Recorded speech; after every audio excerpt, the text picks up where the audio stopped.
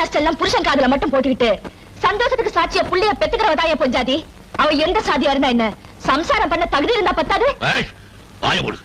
பஞ்சம் படைக்க வந்தவளுக்கு பரம்பரை கௌரவத்தை பத்தி என்ன தெரியும்? உன் பரம்பரை கௌரவம் நீ புடிச்சிட்டு இருக்கிற கைத்துல தான் இருக்குன்னா அதை விட்டுட்டு உன் கௌரவத்தை பாத்துக்கியா? யோ, நாங்க பஞ்சம் படைக்க வந்தவங்க தான். முழுகிற தரையோ மாட்டுக்கொட்டியோ எங்க இருந்தாலும் சரி படுத்த தூங்குற ஜாதியா எங்களுது. சோழ சோறா இருந்தாலும் சரி, கம்ம கூழா இருந்தாலும் சரி, மண்ணை தின்னாலும் மறுபடியும் பசிக்குயா. வில்லங்கம் இல்லாத வயது எங்களுக்கு. உனக்கு சாதி சனதா பெருசா இருந்தா நீ புடிச்சிட்டு அந்த கயிறு அதை அப்படியே விட்டு ஓடுற தண்ணியில அதுக்கு புறமா ஒதுங்கிட்டோம். இந்தாயா இன்னொன்னு சொல்றேன், உன் மருமக ஆத்து தண்ணினா செங்கோட பொண்ணு ஊத்து தண்ணி. அளவுதான் சிறுசு பெருசு தவிர தண்ணி தண்ணி தாயா. உன் கோபத்தை விட ஆத்து தண்ணிக்கு ஆத்திரம் அதிகம். அப்படியே விட்டு அடிச்சுட்டு போட்டோம். கொக்கு குருவியெல்லாம் எந்த சாதியா? அதெல்லாம் சந்தோஷமா வாழல. ஏன் நீ ஸ்நேகம் வச்சிருக்கீ சிட்டுக்குருவி, அது எந்த சாதியா? நல்ல வேலை நாடார் குருவி